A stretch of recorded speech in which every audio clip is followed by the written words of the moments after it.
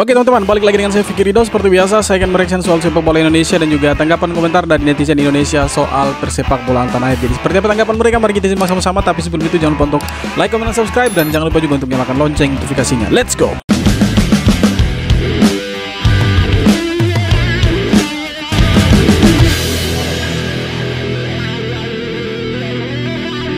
Pemain bola naturalisasi. Mereka itu dikontrak kan, dibayar kan, dan masih punya KTP negara asalnya kan.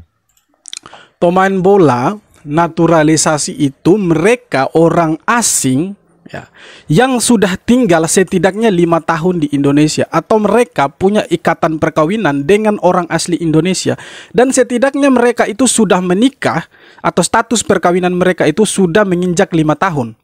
Itu baru mereka bisa dinaturalisasi. Itu pun kalau mereka mau naturalisasi atau dinaturalisasi. Kalau tidak, mereka bisa memilih negara asal mereka. Nah, kalau kita bilang naturalisasi, apakah mereka dibayar? Saya pikir pernyataan seperti ini itu cukup tendensius. Kenapa seperti itu? Karena proses naturalisasi itu melibatkan beberapa lembaga negara. Yang pertama itu PSSI. Kemudian yang kedua DPR RI. Karena di sana para pemain ini harus disidang terlebih dahulu. Kemudian di situ ada andil presiden. Kalau kita bilang ini harus dibayar dan lain sebagainya, itu kan kita melanggar hukum. Itu kan sudah berbuat kriminal. Apakah kita mau bilang presiden berbuat melanggar hukum? Apakah DPR ini berbuat melanggar hukum? Apakah mereka dibayar? Saya pikir mereka tidak dibayar. Karena mereka ini akan disumpah untuk menjadi warga negara Indonesia. Kemudian apakah mereka punya paspor lama? Setidaknya sudah ada klarifikasi dari imigrasi Indonesia bahwa para pemain yang dinaturalisasi, baik itu pemain naturalisasi ataupun diaspora, paspor lama mereka, atau contohnya orang-orang dari Belanda misalkan, mereka punya paspor Belanda, ketika mereka mau menjadi warga negara Indonesia, maka paspor lama mereka itu akan diserahkan ke imigrasi dan mereka punya paspor baru, yaitu paspor Indonesia. Paspornya juga dia masih pegang 2 paspor kan. Jadi ya selesai kontrak, ya dia balik lagi ke sana. Selesai. Ya. Nah, pertanyaannya sederhana. Selama ini di Indonesia, siapakah pemain naturalisasi yang setelah habis kontrak itu kembali ke negaranya? Siapa sih? Coba contohkan salah satu pemain yang pernah dinaturalisasi oleh PSSI untuk membela timnas, yang setelah habis masa kontraknya di Indonesia, itu dia kembali ke negara asalnya. Tolong kasih satu contoh. Jangan sampai tuduhan-tuduhan seperti ini akan membuat para pemain diaspora ini merasa resah untuk bermain untuk kita gitu. Jadi itu ya pemain yang dibayar gitu. Ya, bukan pemain lokal gitu. Cuman karena Anda ingin cari menang, maka Anda bayar orang, terus dikarang-karang lah. Karang-karang bagaimana? Aduh, ini sudah sangat-sangat lucu menurut saya. Kalau kita bilang karang-karang, seperti yang saya bilang tadi, ini proses naturalisasi, proses diaspora itu kita melibatkan beberapa lembaga negara. Sepertinya 3 lembaga negara ini. Bahkan 4 mungkin ditambah imigrasi karena harus urus paspor mereka. Nah, kalau kita bilang karang-karang, ya sudah, ini kita berarti kita menghina DPR, kita menghina PSSI, menghina presiden. Karena proses ini kan harus ditandatangani sama presiden. Sumpah mereka itu harus dilihat langsung oleh anggota DPR. Iya kan? Jadi kalau kita bilang mereka ini karang-karang, berarti presiden karang-karang, DPR RI karang-karang, PSSI karang-karang hanya untuk mencari kemenangan. Nah, sekarang pertanyaan selanjutnya, apakah dengan menggunakan pemain lokal kita tidak bisa menang? Bisa menang, bukan tidak bisa. Sudah dari beberapa tahun yang lalu kita pakai pemain lokal, sering menang kita. Tapi pertanyaannya lagi, apakah mereka bisa main di level-level tertinggi seperti Piala Asia dan Piala Dunia? Belum tentu bisa. Maka kita pakai pemain-pemain diaspora. Nah, sekarang apa perbedaannya pemain diaspora dan pemain naturalisasi? Ada perbedaannya. Pemain naturalisasi itu, kalau dia mau dinaturalisasi, setidaknya dia sudah tinggal di Indonesia selama kurang lebih 5 tahun. Atau dia menikah dengan warga negara asli Indonesia dan dia sudah menikah selama 5 tahun. Nah, kalau dia mau dinaturalisasi, itu bisa. Kemudian diaspora itu pemain-pemain yang sekarang yang lagi rame dibicarakan. Mereka ini bukan pemain naturalisasi, tapi diaspora. Apa itu diaspora? Diaspora ini mereka punya hubungan emosional atau hubungan batin dengan salah satu anggota keluarga mereka yang asli orang Indonesia. Jadi mereka itu bukan warga negara asing yang tiba-tiba jadi warga negara Indonesia. Tidak, mereka itu sebenarnya setengahnya itu orang Indonesia, setengahnya lagi orang Belanda. Makanya mereka disebut diaspora. Kalau kita mau merujuk kata diaspora ini kompleks, dia punya arti. Jadi pemain diaspora ini mereka itu sebenarnya setengah mereka itu orang Indonesia. Karena mereka punya darah Indonesia, maka mereka disebut pemain-pemain diaspora. Karena mereka ada darah Indonesia, ada yang dari Ambon, ada yang dari Manado, dari Jawa. Orang tua mereka, salah satu orang tua mereka itu orang Indonesia. Apakah kita mau bilang mereka bukan anak-anak Indonesia? Tidak bisa. Mereka itu orang-orang Indonesia yang perbedaan dengan kita apa? Mereka lahir di Belanda atau di luar negeri dan kita lahir di Indonesia.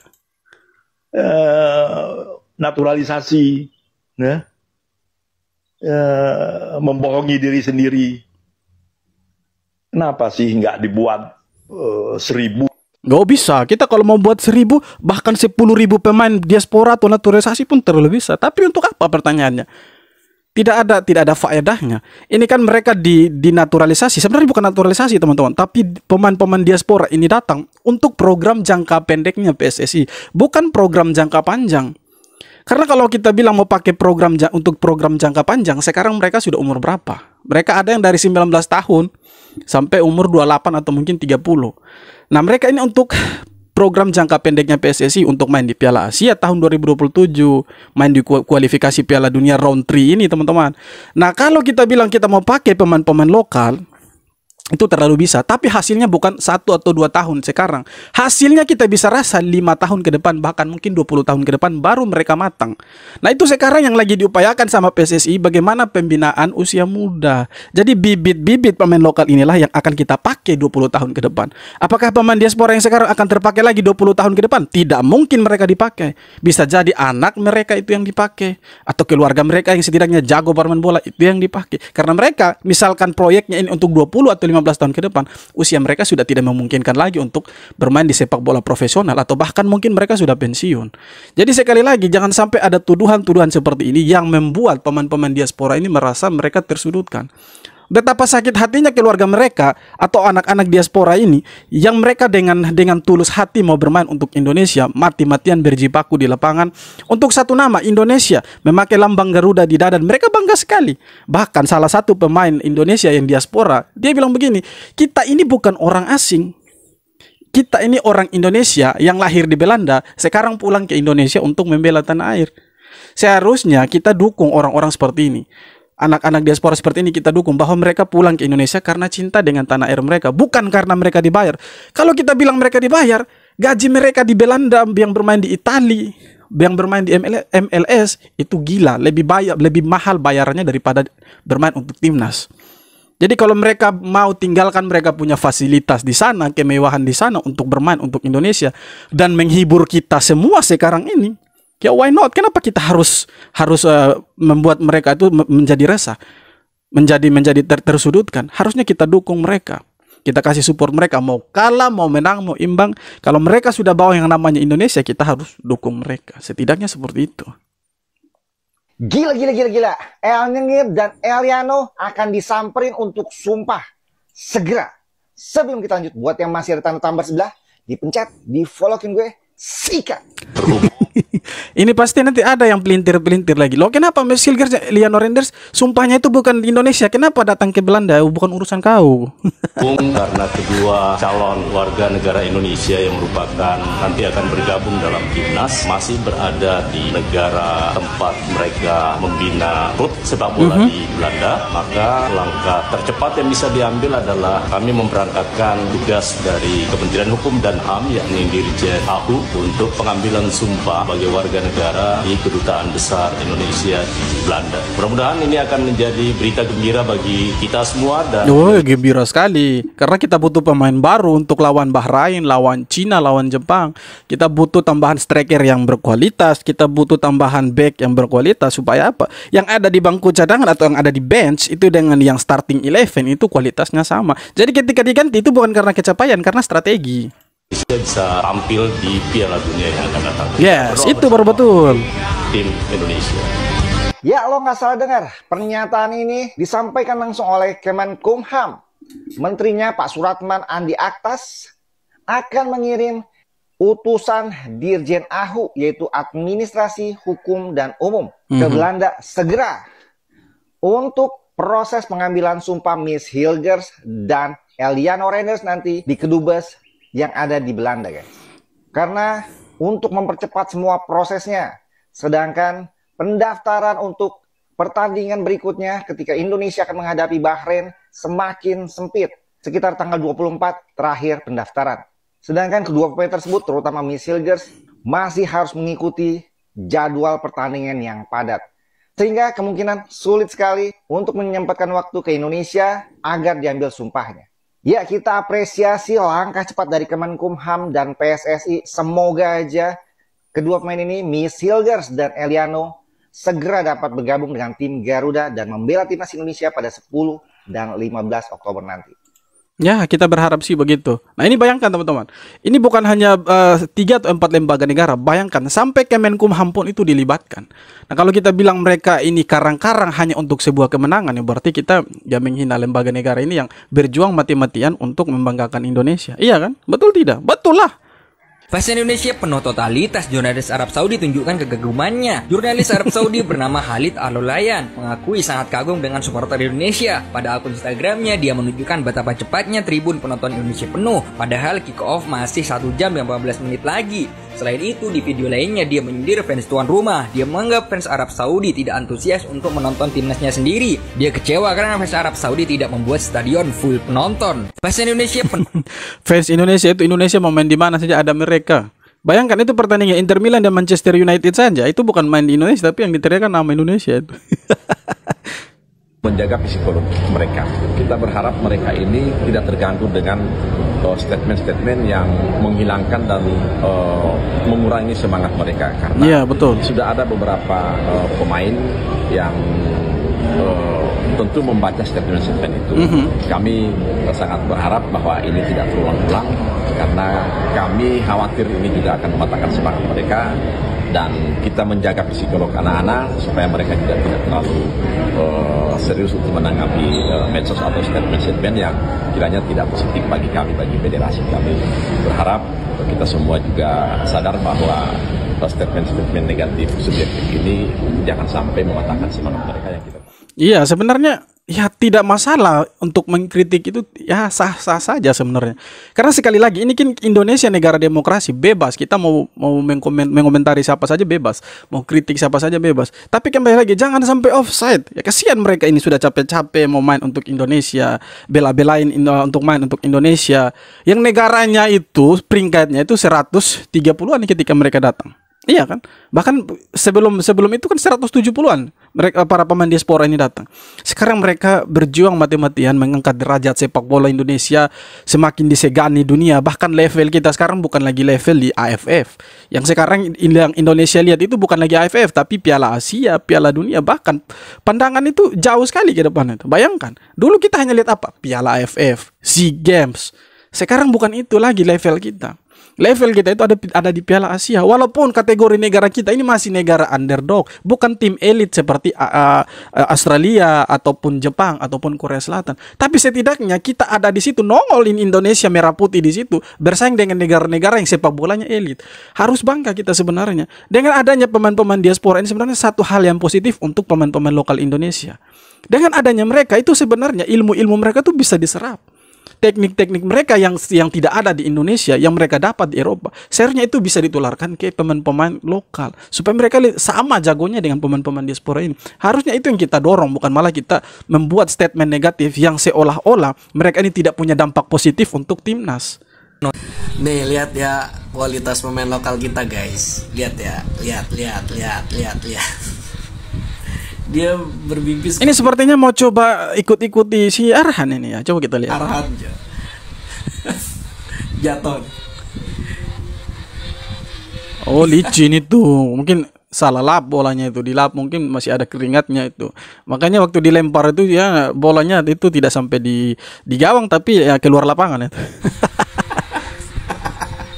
Ya tidak apa-apa sih mau ikuti pemain-pemain ya senior-senior mereka, tidak apa-apa. Itu langkah yang bagus sebenarnya kalau mengikuti senior, tapi harus belajar tekniknya seperti apa. Karena saya pikir orang-orang yang punya skill individu yang ya khusus seperti Arhan punya lemparan yang jauh, itu mungkin mereka belajar itu bukan 1-2 tahun saja begitu, atau mungkin mereka belajar itu 5 tahun atau 6 tahun, atau skill mereka itu sudah diasah dari kecil. Jadi ya tidak apa-apa mau ikut senior, tapi harus belajar lagi. Ya, itu bagus, itu positif itu. Rame banget nih guys setelah Gerindra udah admin laporin ke pimpinan, maafin atas kegaduhannya ya. Iya, lapor ke Pak Prabowo tuh, bilang ada kadernya dia itu yang tidak bangga dengan timnas Indonesia, supaya dia ditegur dari Pak Prabowo tuh. Bapak Ya, dia punya pimpinan partai saja, Pak Prabowo presiden terpilih itu bilang timnas ini penting. Sepak bola Indonesia itu penting loh. Malah dia punya kader di DPR RI bilang tidak bangga dengan PSSI sekarang, tidak euforia dengan timnas sekarang. Sedangkan pemimpin partainya Pak Prabowo bilang kita harus dukung timnas kita ini. Malah di bawahnya dia tidak, ya lapor betul itu. Adminnya Partai Gerindra di TikTok ini lapor ke pimpinan supaya pimpinan tegur itu. membuat pernyataan bahwa dia senang dengan hasil yang diraih oleh timnas Indonesia sekarang, tapi ngerasa kurang bangga guys. Itu gimana nih menurut kalian?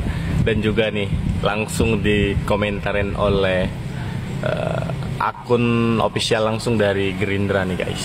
Gimana menurut kalian? Apakah dia akan mendapat sanksi atau gimana, teguran yang keras? Ya harus ditegur itu. Ya semua orang lagi euforia.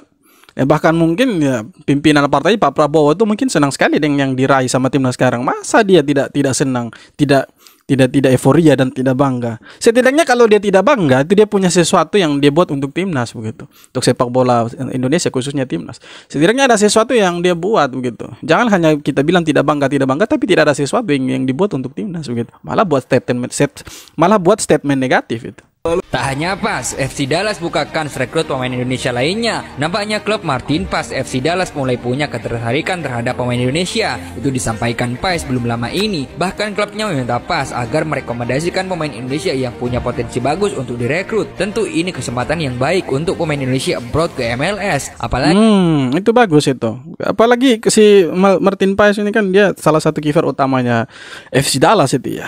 Paling tidak lah Rizky Ridho, Witan ya bisa main di MLS itu sudah lumayan lah. FC Dallas sudah punya pengikut besar dari Indonesia, sampai-sampai adminnya pun juga melokalkan diri. Menurutmu siapa pemain timnas yang cocok setim sama PAS? Bisa jadi Rizky Ridho, bisa jadi Witan, itu bagus itu. Bisa cocok main di sana. Timba ilmu di Amerika itu bagus. Positif itu. Pak Erik, Piala AFF 2024 bukan lagi target utama. Timnas Indonesia kemungkinan akan main ke skuad pelapis. Anjir, ada sekolah apa, Cok? Ada The Real Goat Gasing. Ini lucu-lucu ini ya. Ini siapa di depan? Bung Towel kah? Oh ya, Bung Towel. Di sini siapa nih? Bung Trofi, El Gasing, Lord Thohir, MMA, si legenda, Peter Malu. Nah, ini siapa-siapa? Ini pokoknya pemain-pemain yang ya boleh lah. Boleh.